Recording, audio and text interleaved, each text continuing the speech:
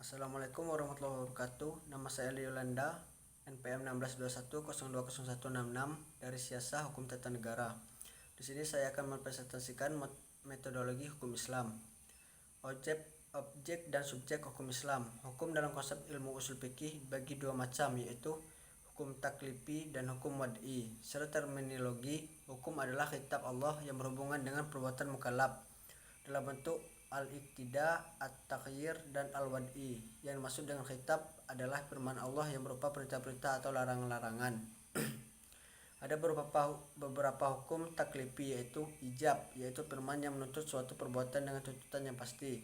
2. Nab, yaitu firman yang menuntut suatu perbuatan dengan tuntutan yang tidak pasti.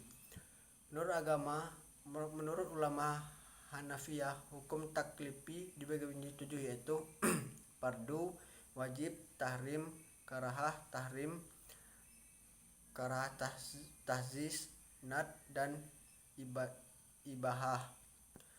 Menurut ulama Hanafiyah, jika suatu perintah didasarkan pada dalil yang pasti seperti Al-Quran dan hadis mutawatir, perintah itu disebut dengan perintah fardu. Akan tetapi jika perintah itu berdasarkan pada dalil yang zahni, perintah itu dinamakan wajib.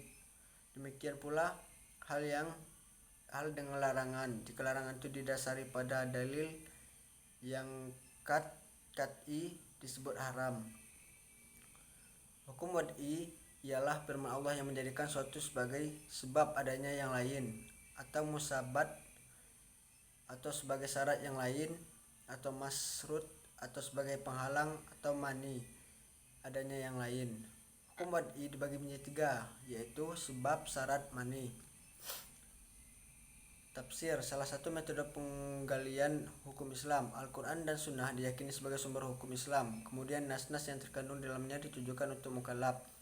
Maka untuk mempermudah pelaksanaan hukum yang dimaksud, upaya ulama di bidang usul fikih dan bidang fikih mulai menggunakan pendekatan rasio dalam menggali makna dan maksud yang dikandung oleh kedua sumber hukum tersebut. Meskipun nas Al-Quran dan Sunnah telah mahkamah campur tangan akal tidak dapat dielakkan. Al-Quran sebagai sumber hukum Islam, ada kalanya ayat-ayat tersebut saling menafsirkan karena adanya munasabah al-ayah, tetapi tidak jarang ayat tersebut membutuhkan hadis untuk menjelaskan atau melalui pendekatan ijtihad yang sepenuhnya menggunakan rasio.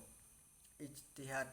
Bagi metode penggalian hukum Islam, ijtihad berasal dari kata jahda, artinya al-mayakkah atau sulit, berat, susah, dan sukar.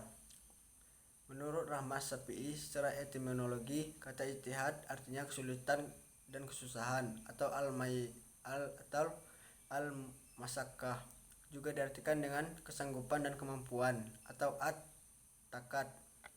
Kata juhda yang selanjutnya menjadi ijtihad diartikan sebagai pekerjaan yang dilakukan dengan sungguh-sungguh dan mengarahkan semua tenaga. Ijtihad ialah usaha maksimal untuk mendapatkan sesuatu. Jika tidak sungguh-sungguh, tidak dapat disebut ijtihad, melainkan takfir, berpikir biasa dan sederhana.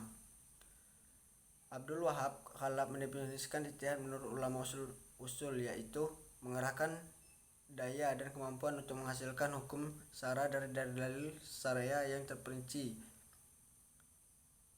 Mungkin hanya itu yang bisa saya presentasikan. Terima kasih. Wassalamualaikum warahmatullahi wabarakatuh.